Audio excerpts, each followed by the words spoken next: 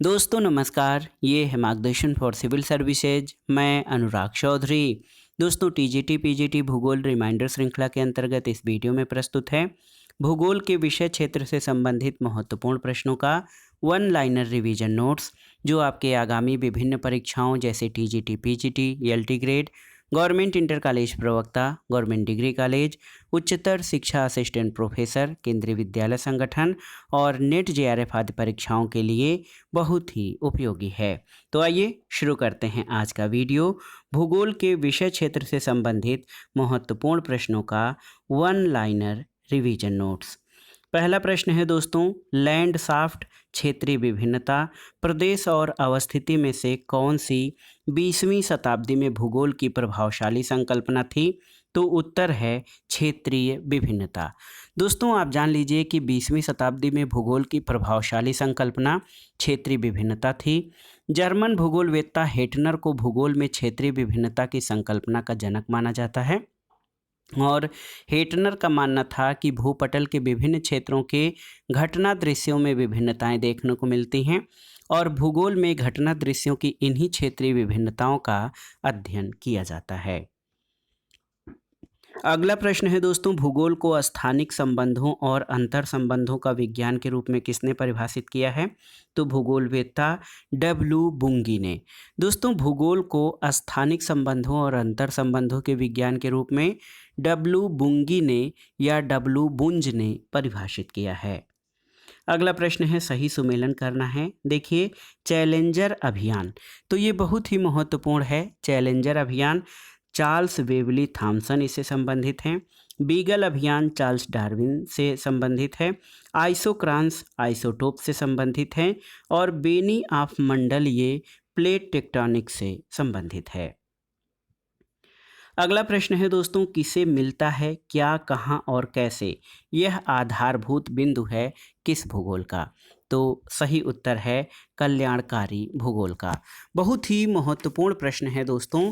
आप जान लीजिए कि कल्याणकारी भूगोल का आधार बिंदु ये है कि कौन क्या पाता है, कैसे पाता है, कहाँ से पाता है, कौन से अभिप्राय एक विचाराधीन क्षेत्र की जनसंख्या से है, यह क्षेत्र कोई गांव, नगर, प्रदेश अथवा राष्ट्र भी हो सकता है, क्या का संबंध विभिन्न सुविधाओं, वस्तुओं और पर्यावरणीय गुणों और विभिन्नताओं से है, और कहाँ का संबंध विभिन्न क्षेत्रों के जीवन स्तर के भिन्नताओं से होता है, कि कैसे उन प्रक्रिया को प्रतिबिंबित करती है जिसके द्वारा पर्यवेक्षित विभेदों का जन्म होता है। तो याद रखिएगा किसे मिलता है क्या, कहाँ, कैसे, ये वेलफेयर जियोग्राफी से संबंधित है। अगला प्रश्न है, आलोचनात्मक भूगोल में से कौन स्थानिक प्रतिरूपों की व्याख्या में सामाजिक संरचना पर बल देता है? तो उत्तर है आचरण परक भूगोल। दोस्तों आचरण परक भूगोल स्थानिक प्रतिरूपों की व्याख्या में संरचना पर बल देता है। अगला प्रश्न है, German भूगोलवेत्ताओं Frederick Ratzel, Alfred हेटनर, जेरहार्ड Scott और विडाल डी लाब्लास में किसने सामुद्रिक विज्ञान के क्षेत्र में पर्याप्त योगदान दिया? तो जेरहार्ड स्कॉट ने दोस्तों सामुद्रिक विज्ञान के क्षेत्र में पर्याप्त योगदान दिया है। यहाँ पर आप जान लीजिए विडाल डी लाब्लास ये फ्रांसीसी भूगोलवेत्ता हैं, न कि जर्मन भूगोलवेत्ता। अगला प्रश्न है दोस्तों, प्रत्यक्षवाद की मुख्य अवधारणा क्या है? बहुत ही महत्वपूर्ण प्रश्न है। तो दोस्तों प्रत्यक्षवाद की मुख्य अवधारणा ये है कि अनुभववाद तथा नियमों और सिद्धांतों का निर्माण। प्रत्यक्षवाद को अनुभववाद भी कहा जाता है और इसमें ज्ञान का आधार सत्य है ये माना जाता है। तथ्यों को प्रेक्षण के द्वारा आनुभविक प्रश्नों का हल यथार्थ के दृष्टिकोण पर आधारित है और यथार्थ वही है जो प्रत्यक्ष में दिखता है। अगला प्रश्न है, ए हेटनर, एजे हर्बर्टसन, विडाल डी लाब्लास और कार्ल सावर में से किसने विश्व को प्राकृतिक प्रदेशों में विभक्त करने का सर्वप्रथम प्रयास किया? तो एजे हर्बर्टसन ने। दोस्तों आप जान लीजिए विश्व को प्राकृतिक प्रदेशों में विभाजित करने का सबसे पहला प्रयास एजे हर्बर्टसन ने किया है और दोस्तों मेजर नेचुरल रीजन इनकी प्रमुख रचना है और इन्होंने विश्व को कुल 15 प्राकृतिक प्रदेशों में विभाजित किया है। अगला प्रश्न सुमेलन से संबंधित है। स्कूल और विद्वानों के नाम। तो जर्मन स्कूल से ए हिटनर, फ्रांसीसी स्कूल से जीन्स ब्रून्स और ब्रिटिश स्कूल से ए.जे. हर्बर्टसन, अमेरिकन स्कूल से मार्क जेफरसन का संबंध है। अगला प्रश्न है दोस्तों, Immanuel Kant, Carl Ritter, Varenius और ए.वी. हमबोल्ट में से किसने विज्ञानों के वर्गीकरण में भूगोल के स्थान का निर्धारण किया? तो उत्तर है इमैनुअल कांट ने। दोस्तों, इमैनुअल कांट ने विज्ञानों के वर्गीकरण में भूगोल के स्थान का निर्धारण किया और 1724 में जन्मे जर्मन दर्शन शास्त्री इमैनुअल कांट के कोनिस वर्ग में भौतिक भूगोल पर दिए गए व्याख्यान भूगोल के बाद के विकास के लिए बहुत ही महत्वपूर्ण साबित हुए और उनके कार्यों से भूगोल एक दार्शनिक विषय से शैक्षणिक विषय के रूप में स्थापित हुआ। सही सुमेलन करना है तो आप जान लीजिए दोस्तों, नगरीय पारिस्थितिकी का संबंध शिकागो विचारधारा से है। बहुत ही महत्वपूर्ण है, नगरीय विचारधारा का संबंध शिकागो विचारधारा से है क्योंकि शिकागो स्कूल अपने शहरी पारिस्थितिकी के लिए सबसे अधिक जाना जाता है। अगला प्रश्न है, वैज्ञानिक नियतिवाद के दर्शन को आगे किसने बढ़ाया था? तो ग्रिफिथ टेलर ने। वैज्ञानिक नियतिवाद या निश्चयवाद, जिसको साइंटिफिक डिटर्मिनिज्म कहा जाता है, इस दर्शन को जी टेलर ने आगे या ग्रिफिथ टेलर ने आगे बढ़ाया था और ऑस्ट्रेलिया के प्रख्यात भूगोलवेत्ता ग्रिफिथ टेलर का मानना था कि वास्तव में न तो प्रकृति का ही मनुष्य पर पूरा नियंत्रण है और न ही मनुष्य प्रकृति का पूर्ण विजेता है, दोनों का एक दूसरे से क्रियात्मक संबंध है। एक कथन है, सही बताना है कि संप्रभु राज्य सीमाओं द्वारा विभाजित होते हैं। तो याद रखिएगा, संप्रभु राज्य जो हैं वो भौगोलिक सीमाओं द्वारा विभाजित होते हैं। अगला प्रश्न है दोस्तों, किसने भूगोल में रुको और जाओ निश्चयवाद की वकालत की थी? तो ग्रिफिथ टेलर ने। रुको और जाओ निश्चयवाद या नव निश्चयवाद की वकालत ऑस्ट्रेलियन भूगोलवेत्ता ग्रिफिथ टेलर ने की थी। उनका मानना था कि मनुष्य वातावरण के प्रति चाहे जो करे, परंतु अंततः वातावरण उनकी योजनाओं पर रोक लगाकर उन्हें सोचने समझने को बाध्य करता है। अगला प्रश्न है, नव निश्चयवाद को किस अन्य नाम से जाना जाता है? तो रुको और जाओ निश्चयवाद। ग्रिफिथ टेलर का संबंध किससे है? तो नव निश्चयवाद से ग्रिफिथ टेलर संबंधित हैं। अगला प्रश्न है, टॉलेमी, इरेटोस्थनीज, हेरोडोटस और हिकेटियस में से किसे भूगोल के जनक के रूप में जाना जाता है? तो उत्तर है दोस्तों, इरेटोस्थनीज को भूगोल का जनक कहा जाता है और कुछ विचारक या कुछ विद्वान दोस्तों हिकेटियस को भी भूगोल के जनक के रूप में मानते हैं। अगला प्रश्न है दोस्तों, जियोपेसिफिक्स शब्द का प्रयोग पहले किसने किया था? तो ग्रिफिथ टेलर ने। जियोपेसिफिक्स शब्द का प्रयोग ग्रिफिथ टेलर ने किया और 2 युद्धों के प्रत्यक्षदर्शी टेलर ने एन इंट्रोडक्शन टू जियोपेसिफिक्स नामक पुस्तक लिखी। उनका विश्वास था कि ये पुस्तक विश्व को शांति की राह पर ले जाने में अपना योगदान देगी। अगला प्रश्न है दोस्तों, सामूहिक कृषि की अवधारणा का प्रादुर्भाव हुआ कब? तो बोल्शेविक क्रांति के बाद। सामूहिक कृषि से तात्पर्य ऐसी कृषि से है जिसमें कई किसान मिलकर भागीदारी से किसी स्थान पर कृषि और उद्योग करें। कुछ साम्यवादी व्यवस्थाओं में किसानों और मवेशी पालकों को सरकारी आदेश से संगठित करके सामूहिक कृषि में लगाया जाता था और बोल्शेविक क्रांति, जो रूस की बोल्शेविक क्रांति थी, उसके बाद इस अवधारणा का विकास हुआ था। अगला प्रश्न है, भूगोल के अध्ययन में प्रतिमानों के उपयोग का विचार सबसे पहले देने वाला कौन था? तो ये थे एस थॉमस कुहन। दोस्तों, भूगोल के अध्ययन में प्रतिमानों के उपयोग का विचार सबसे पहले अमेरिकी इतिहासकार एस थॉमस कुहन ने दिया था। अगला प्रश्न है, सिटी रीजन या नगर प्रदेश शब्द की रचना किसने की थी? तो एक विचारक हैं गिडीज। गिडीज ने नगर प्रदेश शब्द की रचना 1915 में किया था। नगर प्रदेश ऐसे विशाल विकसित नगरीय क्षेत्र होते हैं जो कि मूलतः अलग अलग नगरों या शहरों के आपस में मिल जाने से एक विशाल नगरीय विकास क्षेत्र में परिवर्तित हो जाते हैं। अगला प्रश्न, सही सुमेलन करना है। यहाँ पर देखिए, जनसंख्या भूगोल एम के प्रेमी, भूमि उपयोग अध्ययन एम सफ़ी, अधिवास भूगोल आर एल सिंह और राजनीतिक भूगोल से संबंधित हैं आर डी दीक्षित। अगला प्रश्न है दोस्तों, पर्यावरण और संस्कृति के संबंध में मानव पर्यावरण उपागम का प्रयोग हम्बोल्ट, रेटजेल, हंटिंगटन और ब्रूंस में से किसने किया? तो सही उत्तर है मानव पर्यावरण उपागम का प्रयोग रेटजेल ने किया है। और हंटिंगटन महोदय ने भी विश्व सभ्यता के विकास पर जलवायु के विभिन्न प्रभावों की व्याख्या की है। अगला प्रश्न है दोस्तों, भूगोल के अध्ययन में मानव केंद्रित दृष्टिकोण हम्बोल्ट, रिच्थोफन, रिटर और रेटजेल के द्वारा किसके द्वारा अपनाया गया था? तो सही उत्तर है रेटजेल के द्वारा दोस्तों ये भूगोल के अध्ययन में मानव केंद्रित दृष्टिकोण अपनाया गया था। अगला प्रश्न है, ग्रेट ब्रिटेन का प्रथम भू उपयोग सर्वेक्षण किसने किया? तो डडले स्टैम्प ने। क्षेत्रीय विभेदन की संकल्पना को क्या कहा जाता है? तो उत्तर है दोस्तों, क्षेत्रीय विभेदन की संकल्पना को जीव भू विस्तार या कोरोलॉजी भी कहा जाता है। हार्डशोर ने ये मत प्रकट किया कि पृथ्वी के विभिन्न भागों में प्रदेश या क्षेत्र अलग अलग भौगोलिक चरित्र में विकसित हैं और कोरोलॉजी क्षेत्रीय विज्ञान है, भूगोल के द्वैतवादी सोच पर आधारित नहीं है और इसी विज्ञान पर हार्डशोर की क्षेत्रीय विभिन्नता की संकल्पना आधारित है। अगला प्रश्न, सही सुमेलन का क्रम आपको बताना है। हेरोडोटस, दोस्तों हेरोडोटस का कहना है कि भूगोल को इतिहास की भांति मानना चाहिए। टालेमी ने मानचित्र बनाने की कला विकसित की और अलबरूनी ने गणितीय, भौतिक और क्षेत्रीय भूगोल का विकास किया था। तो बहुत ही महत्वपूर्ण प्रश्न है। अगला प्रश्न है, भारतीय भूगोलवेत्ता और भौगोलिक शोध का क्षेत्र आपको मिलान करना है। एम शफी ने कृषि भूगोल, आर डी दीक्षित ने राजनीतिक भूगोल, जी एस घोषाल ने जनसंख्या भूगोल पर शोध किया है और आर एल सिंह ने क्षेत्रीय भूगोल पर। अगला प्रश्न है दोस्तों, टालेमी, स्ट्रैबो, रेटजेल, हम्बोल्ट और हेरोडोटस में किसके प्रयासों से भूगोल का आधुनिक काल आरंभ हुआ? तो उत्तर है हम्बोल्ट के प्रयासों से। अगला प्रश्न है कि सही सुमेलन करना है जीवन काल और भौगोलिक चिंतक का।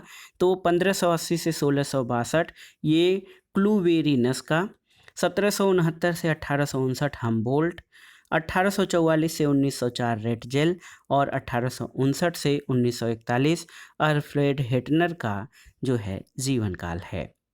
सही सुमेलन करना है स्कूल और विद्वानों के नाम। तो जर्मन स्कूल से अल्फ्रेड हेटनर का संबंध है, फ्रांसीसी स्कूल से जीन ब्रून्स, ब्रिटिश स्कूल से ए जे हर्बर्टसन और अमेरिकन स्कूल से मार्क जेफरसन का संबंध है। अगला प्रश्न है दोस्तों, आधुनिक भौगोलिक विचारधारा की नींव किसने रखी थी? तो याद रखिएगा हम्बोल्ट और रिटर ने। दोस्तों आधुनिक भौगोलिक विचारधारा की नींव हम्बोल्ट और रिटर ने रखी थी। जर्मन भूगोलवेत्ता कार्ल रिटर को प्रादेशिक भूगोल का जनक कहा जाता है। अगला प्रश्न सही सुमेलन करना है। देखिए, प्रत्यक्षवादी भूगोल आगस्ट काम्टे, आचार परक भूगोल विलियम किर्क, मानववादी भूगोल ई फू तुआन और नवनियतिवाद का संबंध ग्रिफिथ टेलर से है। अगला प्रश्न है डी एम स्मिथ, आर पीत, सैमुअल्स और ईफी तुआन में से किसके द्वारा सबसे पहले मानवतावादी भूगोल शब्द का प्रयोग किया गया था? तो ई फू तुआन के द्वारा। दोस्तों सबसे पहले मानवतावादी भूगोल शब्द का प्रयोग ई फू तुआन के द्वारा किया गया। ई फू तुआन ने व्यक्ति और स्थान पर्यावरण के मध्य संबंधों की जटिलता और अस्पष्टता का विशद अध्ययन किया है। अगला प्रश्न है क्रमबद्ध उपागम, प्रादेशिक उपागम, सैद्धांतिक उपागम तथा अंतर प्रादेशिक उपागम में कौन आर्थिक भूगोल का अध्ययन उपागम है? नहीं है, तो ये है अंतर प्रादेशिक उपागम। दोस्तों आप याद रखिएगा अंतर प्रादेशिक उपागम आर्थिक भूगोल का अध्ययन उपागम नहीं है। आर्थिक भूगोल के अध्ययन के उद्देश्य और प्रमुख विधियों के अनुसार इसमें क्रमबद्ध उपागम, प्रादेशिक उपागम, सैद्धांतिक उपागम, व्यवहारपरक उपागम और तंत्र उपागम प्रसिद्ध हैं। अगले प्रश्न पर आते हैं दोस्तों, सही सुमेलन करना है। हशोपर का संबंध भू राजनीति से है। मैकाइंडर ने हृदय स्थल सिद्धांत दिया है। रेटजल ने वास स्थान की संकल्पना और बोमैन ने the new world problems in political geography पुस्तक लिखी है। अगला प्रश्न है दोस्तों, किसे आधुनिक भूगोल का संस्थापक कहा जाता है? तो अलेक्जेंडर वान हम्बोल्ट को।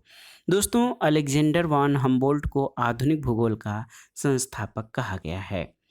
देखिए, टालमी, इरेटोस्थनीज, हेरोडोटस और अरस्तु में से किसे भूगोल का जनक कहते हैं? तो इरेटोस्थनीज को भूगोल का जनक कहा जाता है। दोस्तों, भूगोल का पिता कहा जाता है क्योंकि उन्होंने सर्वप्रथम जियोग्राफिया शब्द का प्रयोग किया, तो ये थे इरेटोस्थनीज। सबसे पहले भूगोल शब्द का प्रयोग किसने किया था? तो इरेटोस्थनीज ने सबसे पहले भूगोल शब्द का प्रयोग किया था। अगला प्रश्न है दोस्तों, भूगोल में क्षेत्रीय विभिन्नता की संकल्पना का जनक माना जाता है किसको? तो उत्तर है हेटनर को। दोस्तों, आप जान लीजिए कि धरातल पर मानव और प्राकृतिक दृश्य वस्तुओं अथवा घटनाओं में क्षेत्रीय विभेदीकरण और विशिष्टीकरण का अध्ययन हार्टशोर्न की रचना द नेचर ऑफ जियोग्राफी में विचार इंगित हैं, और यह विचार हार्टशोर्न ने हेटनर से प्रेरित होकर दिए थे। तो याद रखिएगा, हेटनर को भूगोल में क्षेत्रीय विभिन्नता की संकल्पना का जनक माना जाता है। क्षेत्रीय विभेदन की अवधारणा को क्या कहा जाता है? तो इसे क्षेत्रीय अध्ययन कहा जाता है। और देखिए, बहुत ही महत्वपूर्ण प्रश्न है, भूगोल के चिंतन फलक पैराडाइम के सही अनुक्रम को जो है दोस्तों आपको व्यक्त करना है। बहुत ही महत्वपूर्ण प्रश्न है आपका, और इसमें आपको देखिए भूगोल के चिंतन फलक या पैराडाइम जो आपसे पूछा गया है कि इसका सही अनुक्रम है, तो इसमें भूतल, भूदृश्य, भूविन्यास और भूतंत्र आता है। अगला प्रश्न है, भूतल का विवरण, प्रकृति मानव अंतर संबंध, औपनिवेशीकरण और नगरीकरण तथा क्षेत्रीय विभेदीकरण में कौन भूगोल का प्रमुख चिंतन फलक या पैराडाइम कभी नहीं था? तो औपनिवेशिक और नगरीकरण जो है ये भूगोल का चिंतन फलक कभी नहीं था। अगला प्रश्न है, अधिवास भूगोल, जनसंख्या भूगोल, भू आकृति विज्ञान और कृषि भूगोल में कौन भौतिक भूगोल की शाखा है? तो भू आकृति विज्ञान ये भौतिक भूगोल की शाखा है। अगला प्रश्न है, वलेश, डार्विन, न्यूबेगिन और लिनियस में से किसे प्राणी भौगोलिक प्रदेशों के विभाजन का श्रेय दिया जाता है? तो उत्तर है दोस्तों वलेस को। भारतीय उपमहाद्वीप किस प्राणी भौगोलिक प्रदेश में आता है? तो भारतीय उपमहाद्वीप आप याद रखिएगा ये ओरिएंटल भौगोलिक प्रदेश में आता है। बहुत ही महत्वपूर्ण प्रश्न है, आप जान लीजिए कि ये जो है भारतीय उपमहाद्वीप ओरिएंटल प्राणी भौगोलिक प्रदेश के अंतर्गत शामिल है। अगले प्रश्न पर आते हैं दोस्तों। अगला प्रश्न बहुत ही महत्वपूर्ण है, आप जान लीजिए कि पार्थिव एकता का मूल सिद्धांत क्या है? तो भौगोलिक विकास। दोस्तों, पार्थिव एकता का मूल सिद्धांत भौगोलिक विकास पर आधारित है। अगला प्रश्न है, जेफरसन, सैमुअल, सैम्पुल, हंटिंगटन और कार्ल सावर में कौन सांस्कृतिक भूगोलवेत्ता हैं? तो याद रखिएगा कार्ल सावर। कार्ल आटविन सावर एक प्रसिद्ध सांस्कृतिक भूगोलवेत्ता थे। इनकी प्रसिद्ध पुस्तकें सांस्कृतिक भूगोल, स्थल और जीवन तथा दृश्य भूमिका आकृति विज्ञान है। अगला प्रश्न है दोस्तों, कौन सा अरब भूगोलवेत्ता भ्रमणकारी खोजकर्ता के रूप में ज़्यादातर जाना जाता है? तो ये इब्न बतूता। इब्न बतूता एक अरब यात्री था। ये अरब भूगोलवेत्ता भ्रमणकारी खोजकर्ता के रूप में ज़्यादातर जाना जाता है।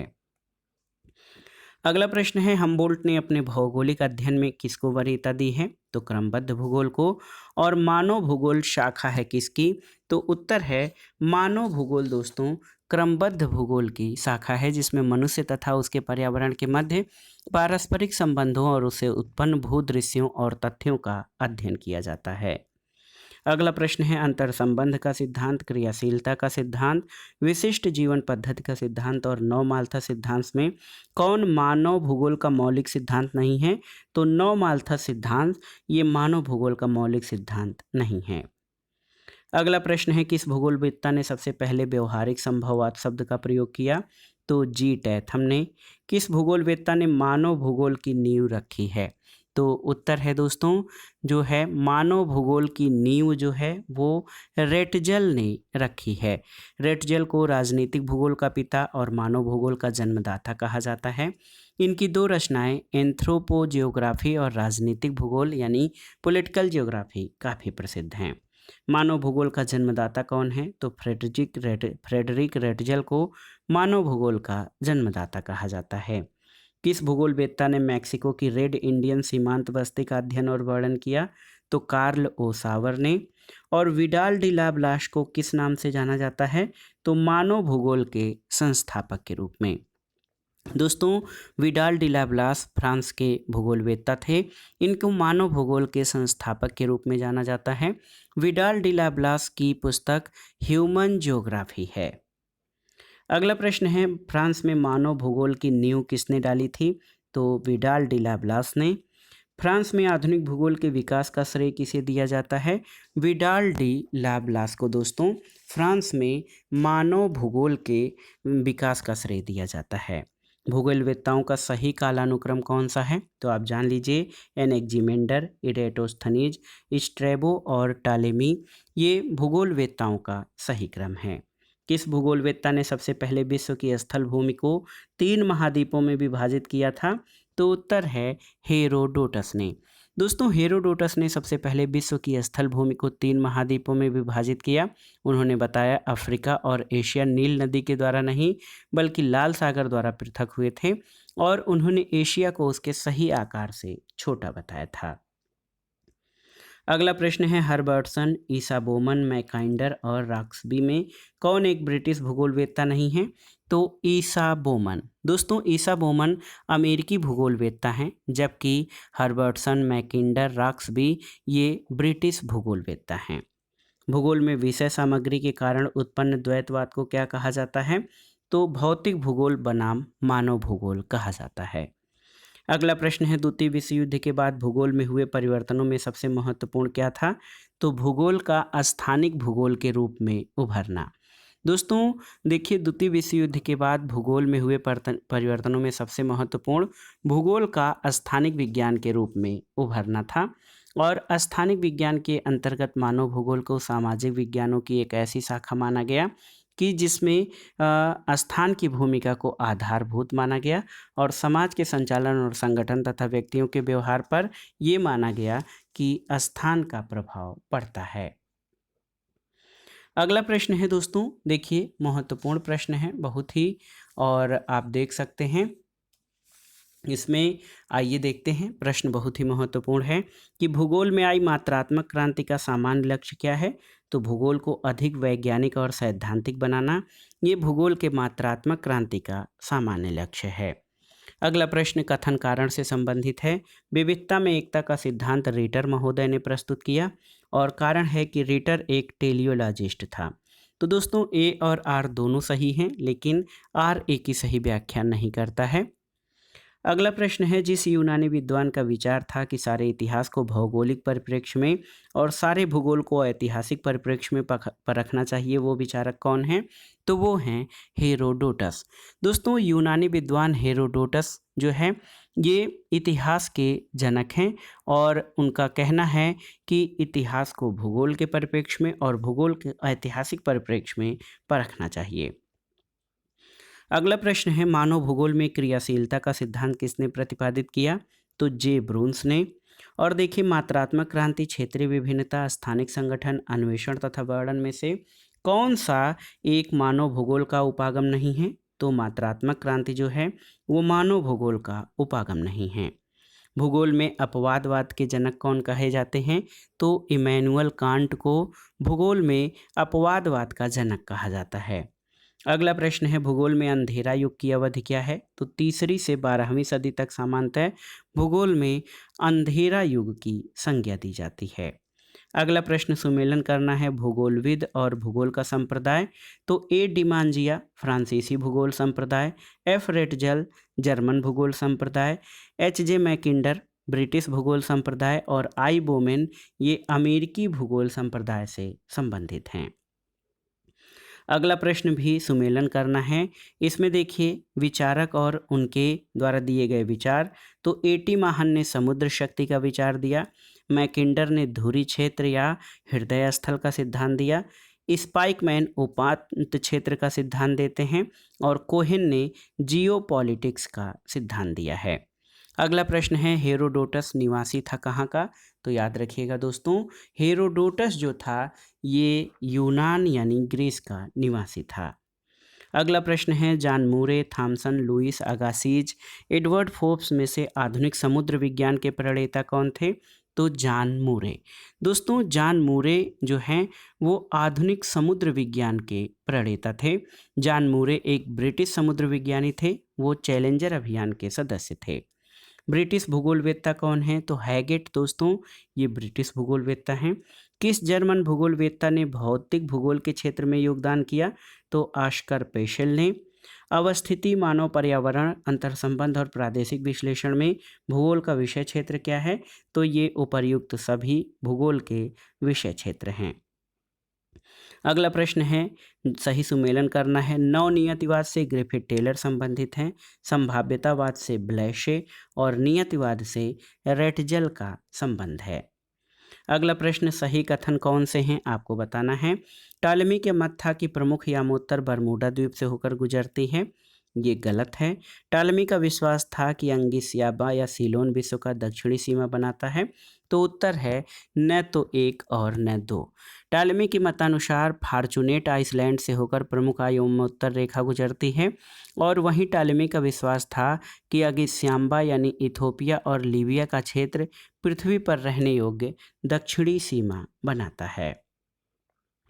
अगला प्रश्न, सही सुमेलन करना है। मार्क्स जो है ऐतिहासिक भौतिकवाद का विचार मार्क्स से संबंधित है। रोस्टोव ने आर्थिक विकास की अवस्थाओं का सिद्धांत दिया है। गुल्ड ने परिवहन विकास की अवस्थाएं और हैंगर स्टैंड ने नवाचार विस्तारण का सिद्धांत दिया है। तो दोस्तों, ये था आज का वीडियो टीजीटी पीजीटी भूगोल और सामाजिक विज्ञान के लिए महत्वपूर्ण प्रश्नों का इम्पॉर्टेंट रिवीजन नोट्स। इसमें हमने भूगोल के विषय क्षेत्र से संबंधित महत्वपूर्ण प्रश्नों को कवर किया है, जो आपके आगामी विभिन्न परीक्षाओं के लिए बहुत ही उपयोगी हैं। आप इन प्रश्नों को तैयार कर लीजिएगा। दोस्तों, वीडियो आपको कैसा लगा हमें कमेंट बॉक्स में ज़रूर बताइएगा। वीडियो को लाइक करें, शेयर करें और इस चैनल मार्गदर्शन फॉर सिविल सर्विसेज को सब्सक्राइब करें। वीडियो देखने के लिए धन्यवाद दोस्तों। नमस्कार।